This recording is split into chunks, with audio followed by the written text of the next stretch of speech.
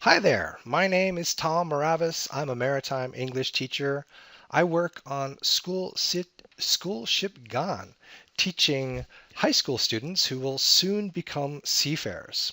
Today we're going to look at the general arrangement of a vessel, how ships are put together. In particular, we're going to look at separations and spaces on a vessel. The vessel that we have before us now, can you guess what type of vessel that is? Well, I'm hoping you're going to say either a tanker or a bulker. It has the general shape. We can't really see the bow, or we say we're going to learn today the stem because it's not built yet, but we're looking at the aft of the ship, and this aft part of the main deck is called the quarterdeck. So if we look at the aft part of the deck, it's got the shape of a bulker or tanker. How do we tell the difference? Well, you can see piping on the main deck. I don't see any cargo hatches. So I'm going to guess it is a tanker. Okay, let's get started. First, before you continue with this video, I'd like you to go to where you found this YouTube video, and I put a link there so you can download this worksheet. After you download it, match the letters on the diagram next to the words above that correspond what is being shown on the diagram. Some of these will be new words, some of them not. So go ahead and stop the video now and put the letter from the diagram next to the word you think it corresponds to being shown on the diagram. And then come back to this point in the video and I'll give you the answers. All right, hopefully you've got that done, and let's get ahead. Let's go ahead. So now we're looking at separation and spaces. In one of my videos, we looked at the difference between cranes and derricks, and so you can see here we have a derrick. The difference between a crane and a derrick, of course, a derrick's boom can extend. It can be lifted and lowered, where a crane, its boom is stuck. All right, A, what do you think A is? The main deck. Oh, yes, I forgot to say, by the way, I thank very much the International Maritime Language Program, the IMLP, which is a maritime English textbook. And I thank in particular Peter van Kluijven, who's going to be helping me out on this PowerPoint, giving us some definitions. So yes, A is the main deck. It's also called the weather deck, or we can say the upper deck. Okay, B, could you guess what B is? The forecastle. That's right, it is the forecastle, or you could say the forecastle deck. I've talked about this before in my videos, and this is the forward mooring station. This is where you find the anchor windlass and other mooring equipment. All right, C, so we have a C here. The tween deck. The tween deck. And so actually the tween deck or between deck can go in a hold and actually separate one hold into two holds. So here you see if we took this removable tween deck away, there'd only be one hole. But if we took it away and put, for example, some bulk cargo down below, put the tween deck back, and then we could put some break bulk cargo that comes in packages on top of that. So instead of one cargo hold, we now have two. So that's the tween deck. The lower deck. Okay, and then D, we can see D here is pointing down to the lower deck, right? And so that is also known as the tank top. Why? Because it is running on top of the double bottom tanks down below. All right, so that was D. And so now E, we see two E's here. Well, that is our cargo holds. Cargo holds, or the upper and lower hold if we have a tween deck. If not, it's just a cargo hold. All right, F, we can see one F here and one F there. What could we possibly have two places in the ship? Well, let's take a look. Fore-peak and after-peak. It's the fore-peak and after-peak tanks. What are those for? Well, we're going to look at that later on in the video. The anchor chain is stored in the chain locker. So here you have G, and you can see this symbol here that stands for the chain. That is the chain locker. And then H, you can see, is aft of the chain locker. What is that? Oh, here's a good picture of a chain locker. You can see the anchor chain coming out of the water and then going around the windlass, and then it gets dropped down into the chain locker. So then H, aft of the chain locker. What is The that? bosun's locker. The bosun's locker. Well, I hope you know who the bosun is. He's not an officer, and he's not one of the ratings. He's what's known as a petty officer. And the rank goes way back in time when it was the bosun's job to mete out discipline to the ratings, who are sometimes an unruly bunch of guys. In Norwegian, we call him the boatsman. Do you know who the boatsman is on board Gone? I'm asking my students. Okay, so the boatswain, it's an old-fashioned spelling you can see here, boatswains, but we'll just keep to the old times. And then on Gone, if you are on C deck and you walk all the way forward, past the crew cabins, you'll come into a door, and here you should recognize this. This is the bosun's cabin, or sorry, bosun's locker. We call any storage space on board a ship a locker. I'm sure you've heard of Davy Jones' locker. That's just a storage space for souls under the sea. So here you have the bosun's locker, and this is where equipment is kept for maintaining the hull or the rigging or the different forecastle equipment on board as well. So now if you were to find our chain locker, it'd be a little bit to your left. So if you were to turn around to your left and look behind you here, then you would see a manhole on the wall. And behind this manhole is our chain locker on Gone. So it's a little different. Our chain locker is actually aft of the bosun's locker, and the bosun's locker is forward of the chain locker. Okay, let's keep going on. H, and then we have I. Well, we have The two fore-peak bulkhead and the I's. after-peak bulkhead are watertight collision bulkheads. Right, so these are not just bulkheads, but these are watertight collision bulkheads. And we'll talk more about that as well. But you can see we have one collision bulkhead forward and we have one collision bulkhead aft. All right, so that was I. And now let's go for J. What do you think J is? The engine room. The engine room. Right, okay. And then K, what do you think that is? The steering engine room. The steering engine room. And actually on Gone, our steering engine room is on the same level. Where you see the peak tank here, the after peak tank, our steering engine room is on the same level as the engine room. Okay, The double bottom is for strength and provides storage for fuel, lubricating oils and waters. right. And so this is where you find the double bottom, or we could say the double bottom tanks. And just like Peter said, this is where we find fuel, storage for fuel, lubricating oils, or waters, all depending on what is necessary to store down there. Cofferdams are transverse or longitudinal spaces between tanks to prevent leaking. So yes, you don't have just one big tank down below. That would kill your stability. You have spaces in between the double bottom tanks so that you can prevent any leaks from one tank into the other. And those spaces between tanks are called cofferdams.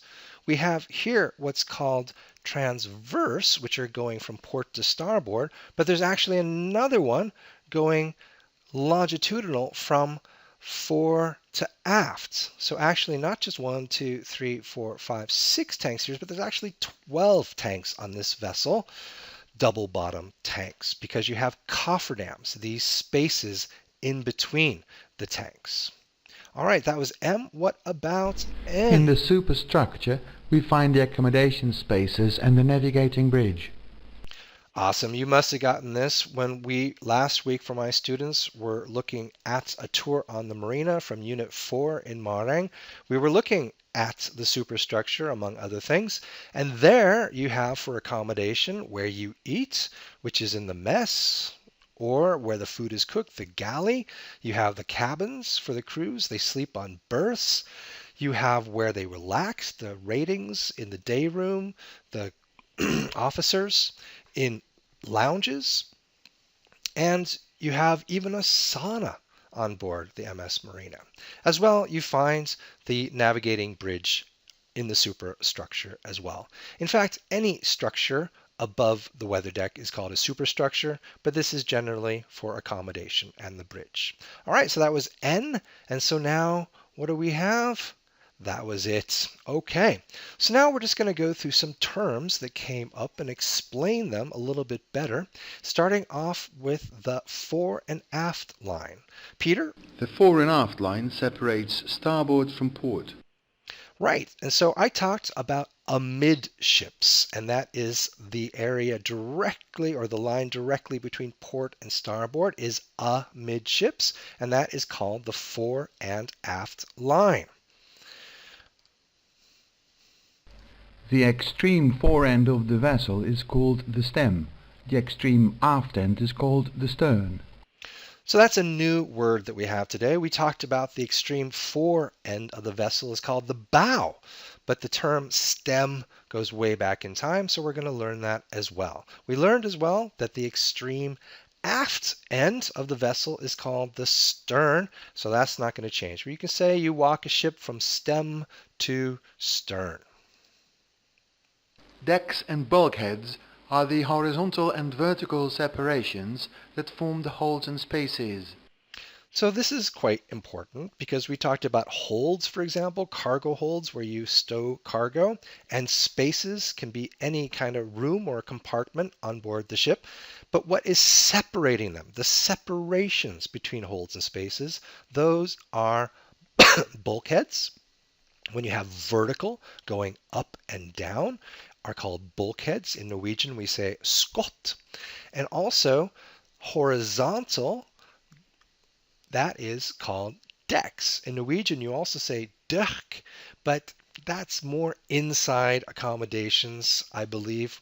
In English, we don't have that word. We just say deck. So just like the floors in a building, you have decks on a vessel, which separates spaces from above and below. And then you have bulkheads that separate spaces vertically, up and down. Do you remember the decks that we had? The upper deck. Right, the upper deck, which... The tween deck. The lower deck, or tank top. Right, so we had the upper deck, which we could just say main deck or weather deck, the tween deck, which is removable, and also the lower deck, or you could say tank top. Here's a nice picture of a steamer with a upper deck or weather deck or main deck. The forecastle. Amidships. The quarter deck. Right, so we already talked about the forecastle. Can you say that word again? Forecastle? Good. And then amidships. Those two terms, midships and amidships, are quite used interchangeably. I believe if it's the line running the very center, the fore and aft line of the vessel, that's amidships. And if something is directly between the bow or the stem and the stern, that's called midships. But it's probably makes no difference. But a new word that's coming up today is called the quarter deck. So the forecastle is the forward part of the weather deck or the main deck.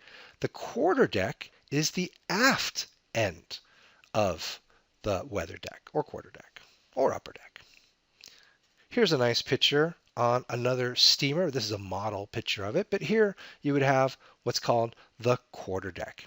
And on major vessels today, the poop deck is the aft mooring station, and that's not generally found on the weather deck or the main deck. Sometimes, but not always. The poop deck a lot of times is underneath or below the quarter deck.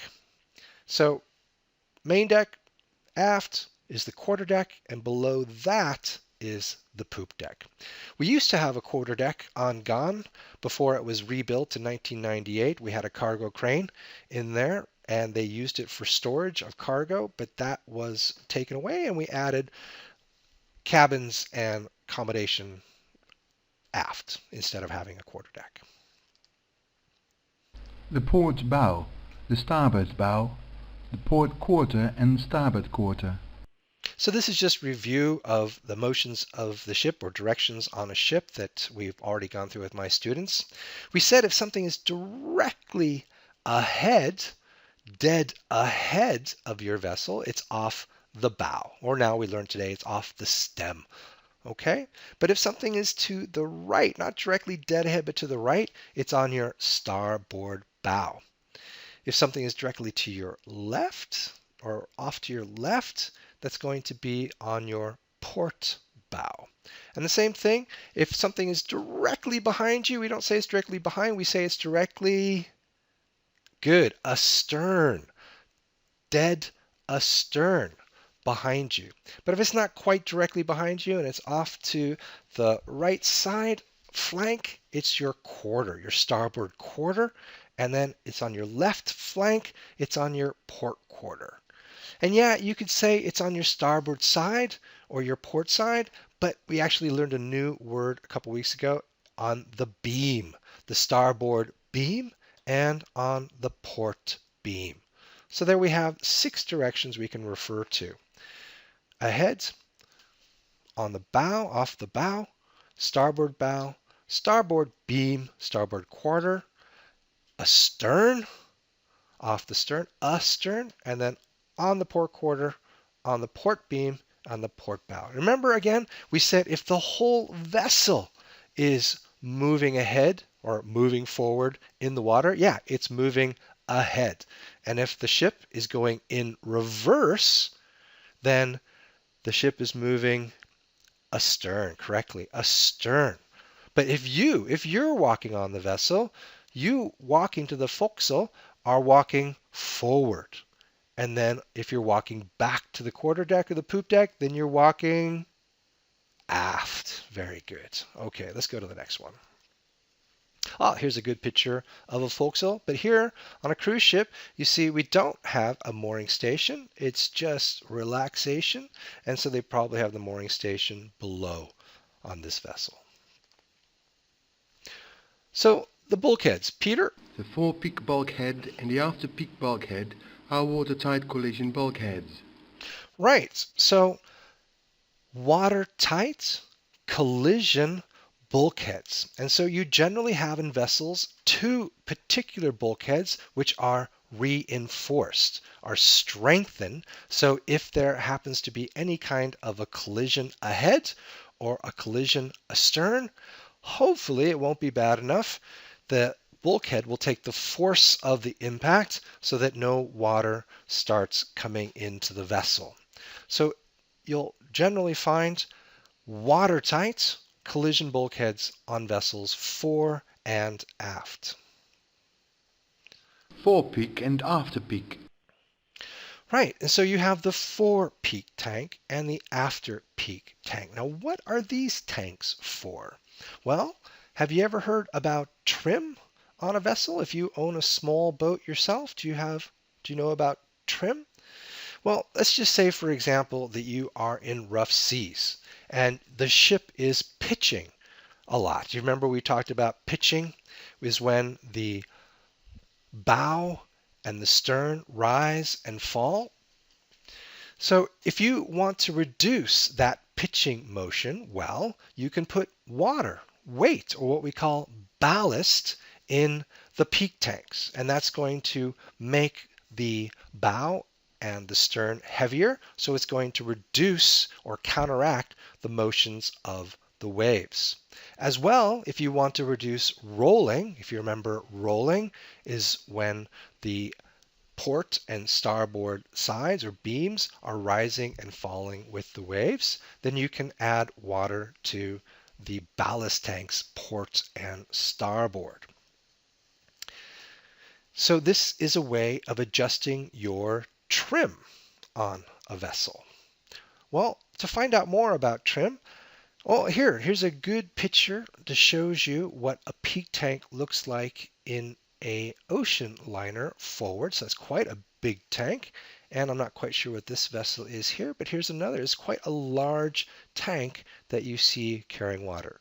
So that can be filled or emptied according to need to create trim.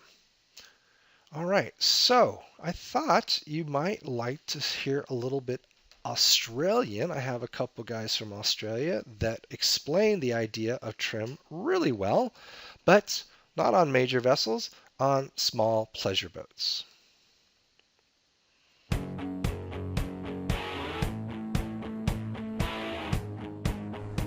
Hi, welcome to the Fishing World website. Guesty here. Today I want to talk about trim. Trim is the biggest factor that really affects the dynamics of your boat. I've got the editor of Fishing World, Jim Harmwell, out there, and you can see that's probably a prime example of too much trim up. Bows too high. I know the guys are only moving slow there, but that really shows you the difference between too much trim up and having your trim correctly positioned. The important thing with trim is it can be quite a dangerous situation if you're punching into windy conditions and you have too much bow up. Two things can happen. You can get the boat in a position where it can almost become vertical, especially if you're crossing a bar.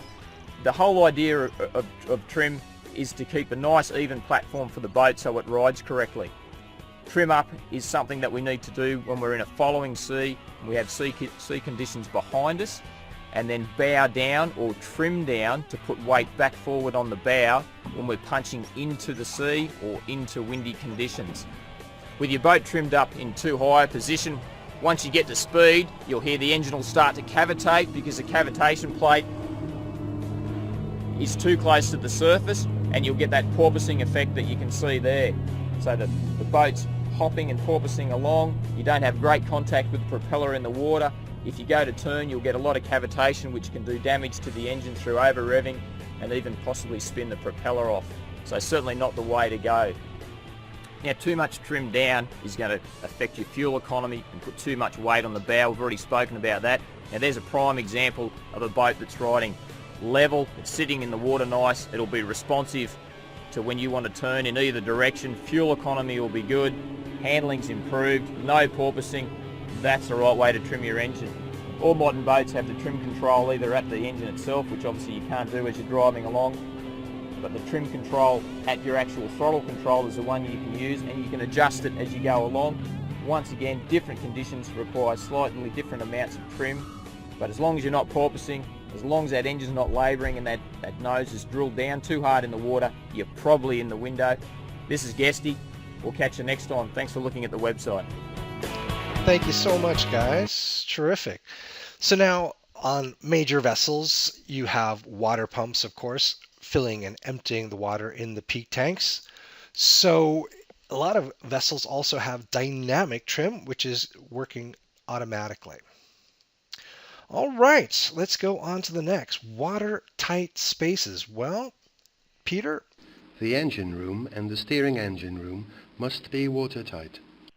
Those two must be watertight, but there are a lot of spaces on board a vessel which are watertight. How can you tell?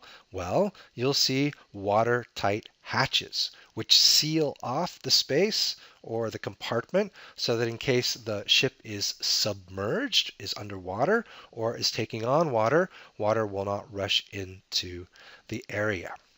But at the engine room, and the steering engine room in particular need to be watertight so that the ship does not lose power, run adrift. As well, if there's any problems with navigation on the bridge, you need to have the steering engine room available so that you can steer the rudder from the steering engine room. So those two spaces are mandatory. The anchor chain is stored in the chain locker. All right, so we looked at the chain locker before. Here's the picture again of the chain locker. But one thing I wanted to mention is that the chain locker is the example of an enclosed space. Enclosed spaces have manholes, so they don't have hatches, but they have manholes. And so these are sealed off, And it takes, you can see with all these nuts to take off, it takes probably quite a bit of time to get them off, but there's really no oxygen inside these spaces. And so the problem is that people go to work inside enclosed spaces without bringing any kind of a breathing apparatus and pass out in a matter of minutes. Or, for example, in a tank, a storage tank, for example, diesel, there can be noxious or poisonous fumes, and they pass out because of the lack of air. So there's special protocols. It's one of the most dangerous areas on a ship, going inside an enclosed space, and there's special protocols that are followed. Okay. The double bottom is for strength and provides storage for fuel, lubricating oils and waters. Right, and so the double bottom tanks again provide not just storage, but again ballast for your stability. But then you can store fuel or lubricating oils and waters as well. And also strength. We talked about before that a lot of tankers before 1990 were single hulled, but now most tankers, I think all is the protocol, that all tankers will have double hulls, but generally on vessels you'll have a double bottom. So in case you run aground, the first thing that will be hit are the double bottom tanks. Hopefully it won't be so serious that it goes all the way into the ship and start taking on water. So it's for strength and protection as well as storage as well as ballast. Cofferdams are transverse or longitudinal spaces between tanks to prevent leaking. Right, and so again, we said because of the free surface effect, you can't have just one big double bottom tank. It needs to be separated off. Why? Because if you had a whole amount of water just freely flowing from forward to aft, starboard to port, you would lose stability right away. So that it's separated. But here you can see the tanks or they're divided up into separate tanks here with transverse cofferdams. Same word in Norwegian, just spelt with a K, cofferdam, which will go from port to starboard. But then also, then you can see 1, 2, 3, 4, 5, 6. And then if you look from either the forecastle or from the stern, we're looking along the fore to aft line. You see another cofferdam, a longitudinal cofferdam running fore to aft. So we have 6 tanks starboard, 6 tanks port, making 12 tanks on this vessel altogether. 12 double bottom tanks. A longitudinal cofferdam runs fore to aft. And then last but not least, we have the bulwark. And so the bulwark, if you can see here, is where the ship's hull rises above the main deck. So it forms protection. Instead of having a railing, some places, for example, on a forecastle, you'll have what's called a bulwark. And it's very typical that you would have holes in the bulwark for your mooring lines to go through, reinforced holes, which again are called fair leads. But we'll get more into that next time when we look at the mooring stations. Thank you so much for following my video. Bye-bye for now.